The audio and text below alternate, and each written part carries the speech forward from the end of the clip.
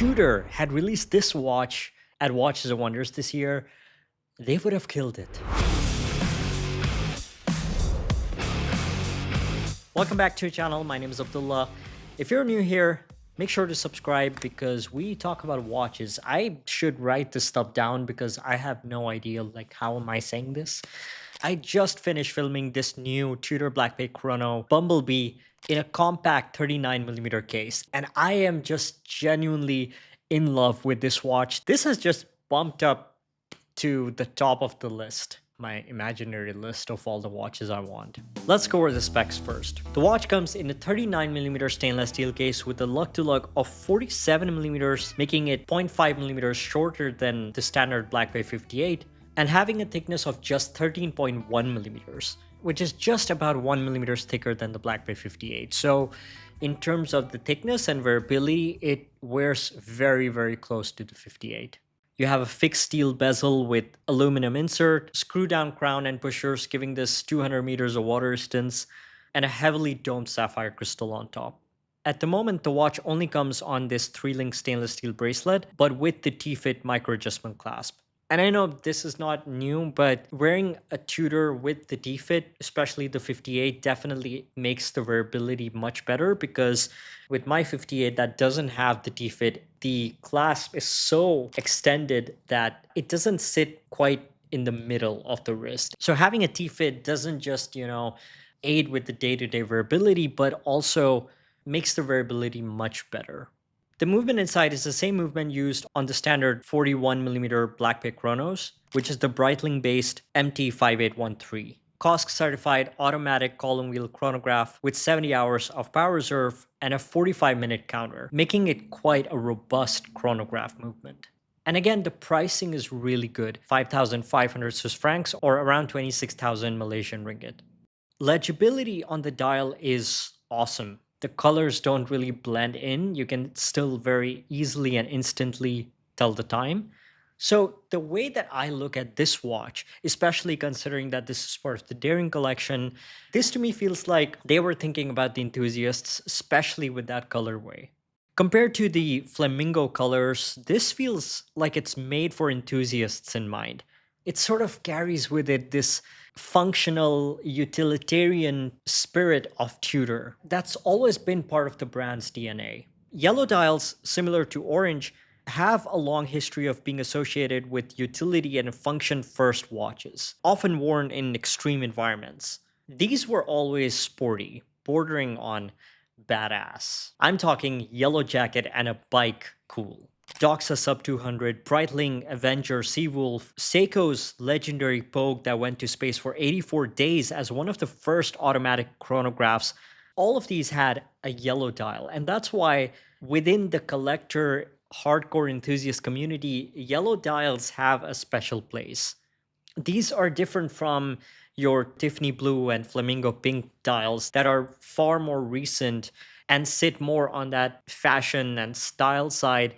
Yellow as a color had a functional reason for being used, especially in sports watches, whether it's underwater readability or just overall legibility.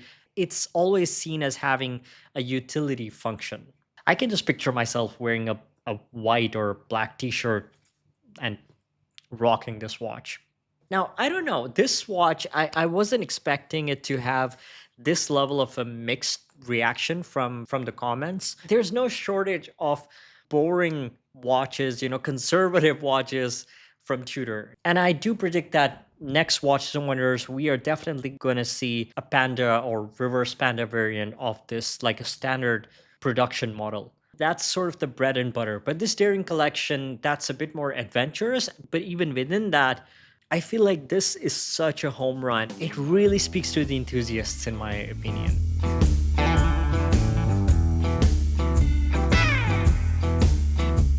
Yellow is one of those colors that I'm starting to, get drawn towards. But most of the yellow dials that I've been liking, especially recently, like the Nomos World Timer, they've been limited editions. And that's where I'm not happy about this being part of the Daring collection.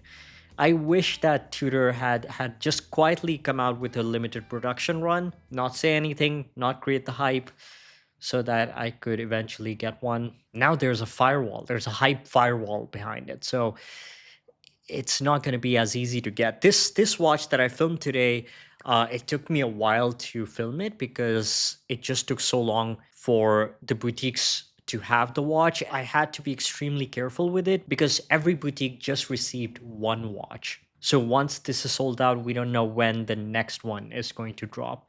So it's yeah, it's not going to be as easy to get, especially in the first few months.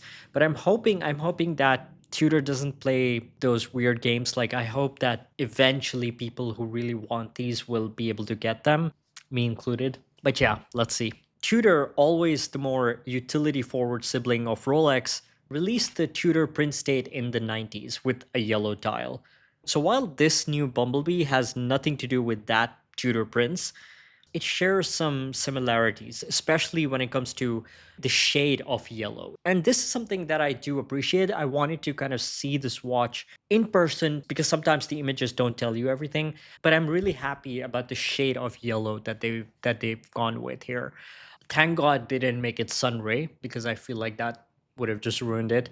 It has this warmth to it. It's not the bright lemony yellow. It's a bit more mustard. It's definitely Bumblebee, that kind of orangish yellow shade, which I like. When I was filming the watch, at some points the video light was shooting directly like at 100%. It was turning a bit bright yellow, but in general ambient lighting, it was a good yellow. It was very similar to what I'm showing you guys here. In terms of wearability, if you're happy with the way that the Black Bay 58 wears, you'll be happy with this because looking at both of these side by side, the dimensions were extremely close. Like, just with my naked eye, I couldn't tell the difference. I couldn't visually identify how the Bumblebee was thicker, even though on paper it is about a millimeter thicker. But the case back of the Chrono did have a bit of extrusion, and I think that a lot of the added thickness was because of that. It still wears quite close to the 58.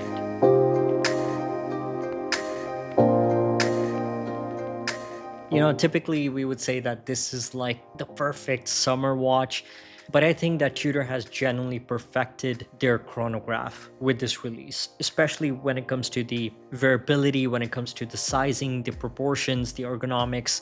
This is as good as it gets, especially from Tudor.